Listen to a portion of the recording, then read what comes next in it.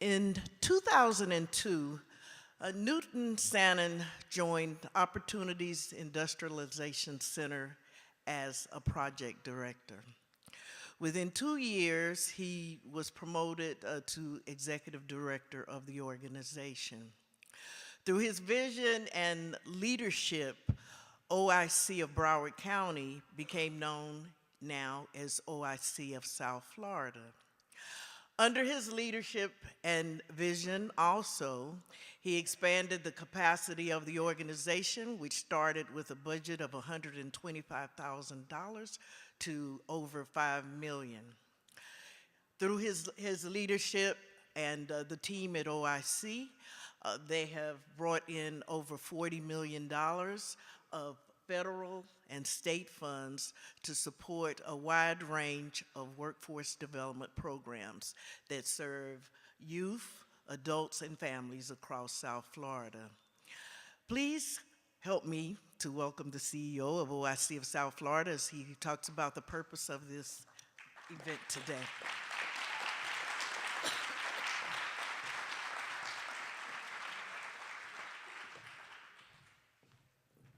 Good morning, everybody. You know I like a little bit of enthusiasm. Let's try it one more time. Good morning, everybody. Good morning. I can't tell you how enthused I am to have so many of you with me here today for this glorious occasion of building, elevating, and sustaining the middle class. I'd be remiss if I didn't start off by acknowledging our staff. With all the members of our staff, although some of them are outside, will they please stand and be acknowledged? All the members of our staff, please stand and be acknowledged.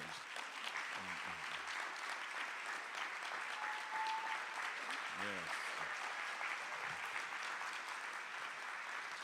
And I know there's a lot of big honchos in the room today, but these people are the ones that get it done for me, and I just thought it would be appropriate to start off with them.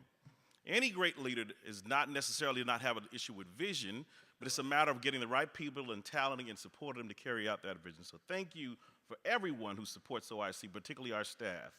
I want to start off in acknowledging our board of directors. And let me say this, they decide if I keep a job or not, so you better make sure that you get a good round of applause. Our board of directors, please, if you be stand and be acknowledged.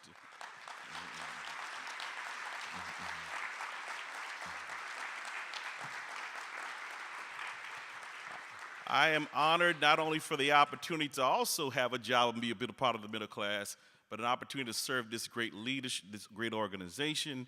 And I want to particularly put a crescendo on acknowledging our board chair, Attorney George Allen. Please.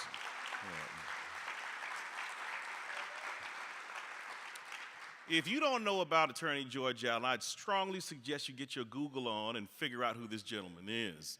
He's been a pioneer for this community for well over 50 years, and as you can see, he's still chucking on. And we keep changing the bylaws to keep him chairman of the board because he continues to do such a great job with us.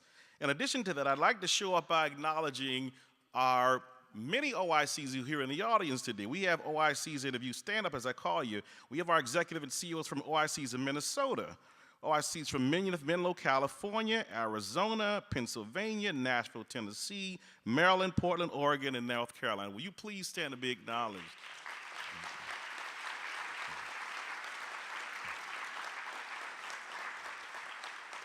I'm so honored to have you with me here today.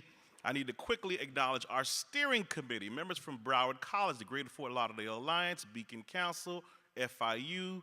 I think I got everybody. If you please, all of our steering committee members, please, if you quickly be stand and be acknowledged.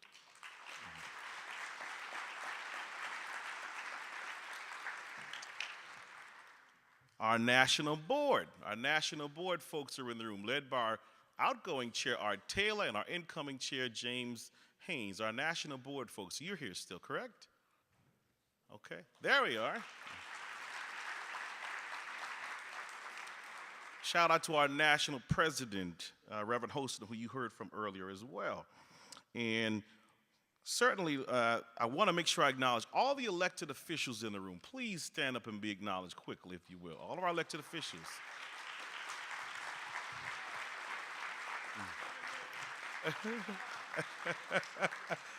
Yes, Senator Rich and County Commissioner-elect Dan Rich, we're talking about you as well.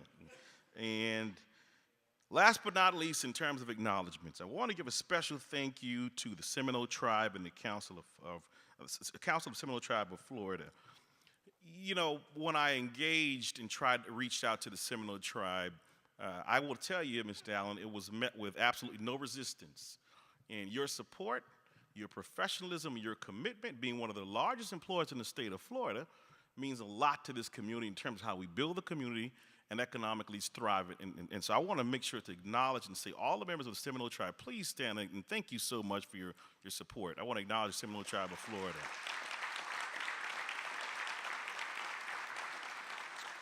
Work closely with Mr. Andrew Jordan Bowers, sir. Thank you so much. We really appreciate you. And this is my public appeal, that we hope that this is just the beginning for us doing some great things together. This is only the beginning, so we look forward to working with you beyond the life of this summit. I appreciate your patience as I went through that. I know it was a lengthy list of acknowledgement, but this is quite frankly what we're trying to get done.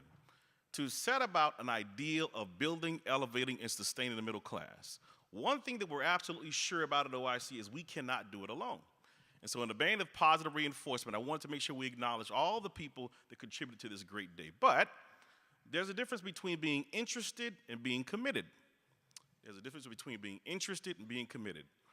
I, too, know a lot about that Joe Robbie Stadium and my Miami Dolphins, although we're on a bit of a high. We beat Pittsburgh this past week, so we're feeling a little bit good about ourselves. I hope we last for a little bit longer. Hard Rock Stadium, now the Hard Rock Stadium. I promised I was getting there. Now the Hard Rock Stadium. But people that show up to the Miami Dolphins football game at Hard Rock Stadium, they're interested. They sit in the bleachers. They cheer. When they don't catch a ball, they boo. When they don't score a touchdown, they may not be excited. They're interested. They're interested in that. The commitment is on the field.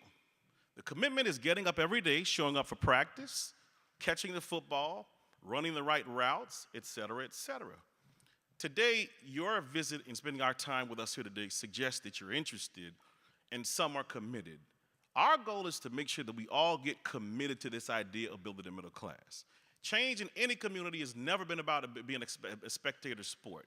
It is imperative that today, yes, we come and we show, we have our fancy suits, we're in a phenomenal facility, Mr. Allen, I thank you again, but it is important that we recognize today is just the beginning of many, many efforts to come to make sure that we build the middle class. So today, I ask for your commitment. So you said, Newton, what does that mean exactly? What is this middle class thing all about? Why, I thought you'd never ask. The first thing we're going to talk about today, one of the segments, and we're going to move through pretty quickly, is the education and employment ecosystem. We have some of the greatest leaders in our South Florida area. They're going to talk about this issue. But one of the things that really brings issues to my soul is about the idea of young people and the extent to which they have informed aspirations. Way too often in our community, you ask young people, what do you want to be when you grow up? It's a football player, it's a basketball player, it's a rapper, it's Beyonce, et cetera, et cetera. And that's all cute and dandy. But it is so important that we focus so heavily on making sure we work on career guidance, career coaching, helping young people to be exposed to the great opportunities that exist in our country. There's a great movement happening on right now, led by the Beacon Council in Miami-Dade and FIU, working on internships here in Broward County. The Broward Workshop and the Career Sword Broward also working on getting internships to expose young people to the possibilities that exist.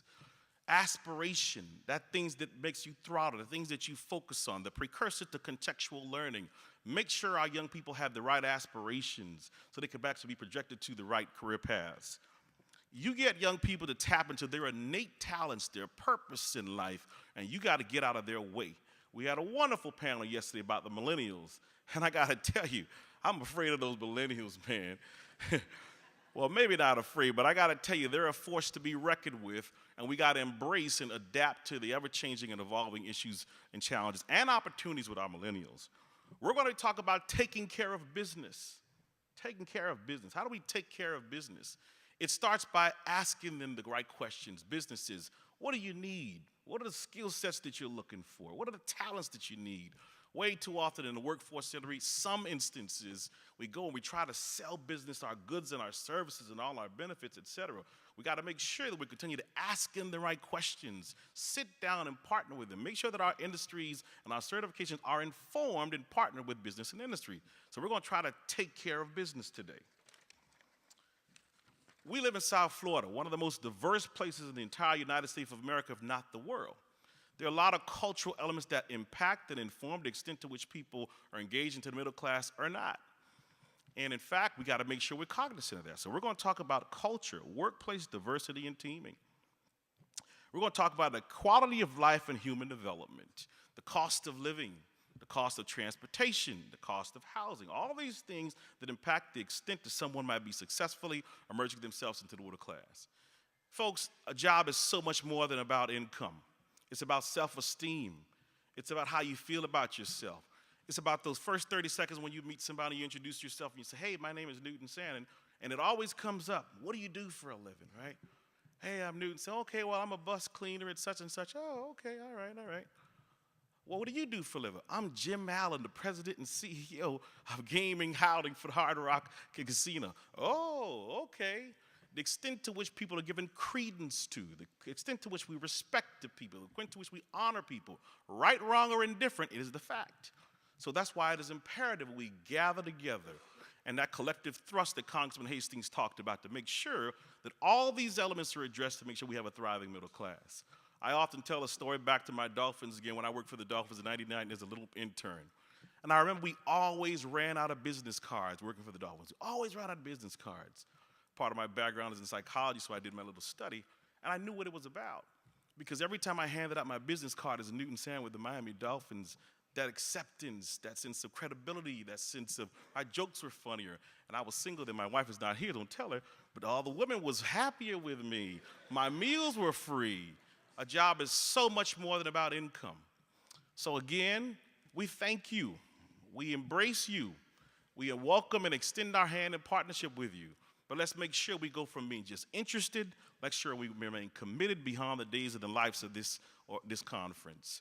Last, I will tell you how this came about. The Beacon Council of Miami, Florida has what's called One Community, One Goal. They're a strategic plan for the county. Broward County has what's called 6 pillars. We decided, as opposed to another initiative or new committee, we would just align ourselves with that fertile and ecosystem of things that align with the middle class. So all the players are at the table. It's a plan that's already developed. Get in line with us. Join the Beacon Council. Join the Greater Fort Lauderdale Alliance. Reach out to Career Source Broward. Reach out to Career Source of Miami, South Florida. There's a wonderful opportunity amongst us here today. Most problems are opportunities in the skies. Let's seize this opportunity for the moment. Thank you so much. Let's have a wonderful day.